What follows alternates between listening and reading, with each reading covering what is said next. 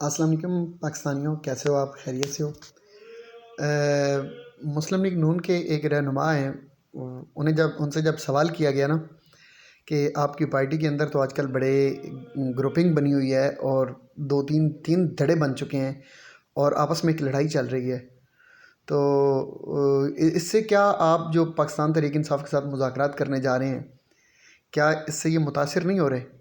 اور یہ جو مختلف آراء ہیں آپ کے درمیان اور اختلافات ہیں اور یہ جو لڑائی چل رہی ہے، کیا یہ مسلم لیگ نون کے لیے خطرناک نہیں ہے؟ تو انہوں نے ایک بڑا پیارا جواب دیا۔ وہ کہتے ہیں نہیں، آپ کو پتہ ہے کہ اختلافات پارٹیز کے درمیان ہوتے رہتے ہیں، لیکن جب بات لیڈر کے پاس جاتی ہے تو پھر لیڈر جو فیصلہ کر دیتا ہے نا، اس کو منو مان لیا جاتا ہے اور تسلیم کیا جاتا ہے۔ یہ بات بظاہر تو بڑی لاجیکل ہے اور ٹھیک بھی ہے، لیکن شاید وہ صاحب یہ بھول گئے ہیں کہ انہوں نے ایگزامپل بھی کچھ دیں، اور پھر جن کی انہوں نے ایگزامپل دیں وہ خیر بڑی لوگ تھے، میں ان کی نہیں دیتا۔ میں صرف اتنا کہتا ہوں کہ ان کو یہ بات کسی نے یاد نہیں کروائی کہ جو لیڈر فیصلہ کر لیں اور پھر نیچے تک جو مان لیا جاتا ہے نا، وہ لیڈر کوئی اور لیڈر ہوتے ہیں۔ وہ لیڈر کوئی ذوالفقار علی بھٹو ٹائپ کا لیڈر ہونا، جس کے سارے پارٹی کے اندر لوگوں کو پتہ ہو کہ بھائی ساری فالوئنگ تو بھٹو صاحب کی ہے، ہمارا تو کچھ ہے ہی نہیں، تو ہمارا اختلاف کیا معنی رکھتا ہے؟ اگر ہم اس کو چھوڑ کے جائیں گے تو ہم تنہا رہ جائیں گے اور ہماری تو سیاست بھی ختم ہو جائے گی۔ یا وہ بے نظیر ٹائپ کا کوئی لیڈر ہو تو پھر یہ پاسیبلٹی ہوتی ہے کہ نیچے والے اختلافات اوپر والے پھر لیڈر کی بات ماننی پڑتی ہے۔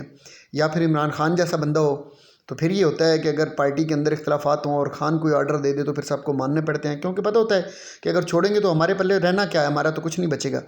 تو یا پھر ڈاکٹر طاہر القادری جیسی کوئی شخصیت ہو کہ نیچے چاہے جتنے بھی اختلافات ہوں وہ ایک جملہ کہہ دے اور سارے کے سارے اختلافات بھی اور دل سے بلا دیتے ہیں اور صاف شفاف ہو جاتے ہیں۔ تو اس طرح کے لیڈر یا پیر پگاڑوں جیسی شخصیت ہو جائے، کسی زمانے میں ایم کے لوگ بھی ایسے ہی تھے، تو وہ تو ان کی تو بات سمجھ میں آتی ہے۔ تو محترمہ آپ کے جو ابا حضور ہیں، محترمہ مریم نواز صاحبہ، آپ کے جو ابا حضور ہیں، آپ کو پتہ ہے، اور آپ کے جو لیڈر ہیں جس بندے نے یہ بات کی، آپ کو پتہ ہے وہ تو اپنی سیٹیں ہارے ہوئے ہیں، اور آپ کے تو جتنے بھی کینڈیڈیٹ ہیں وہ سارے یہ کلیم کرتے ہیں کہ ہم نے اگر آزاد حیثیت میں ہم لڑتے تو ہم شاید جیت جاتے، ہمیں فارم 47 کی ضرورت ہی نہ پڑتی، ہم کیا جیت، ہم تو ہارے ہی نواز شریف کی وجہ سے ہیں۔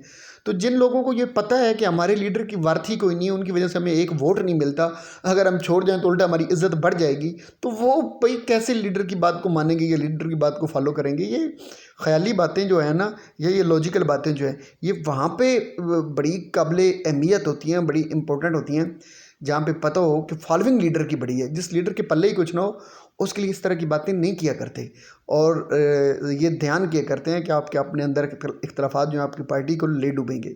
دعاؤں میں یاد رکھیے گا۔ اللہ آپ کو ہمیشہ خوش رکھے۔ السلام علیکم۔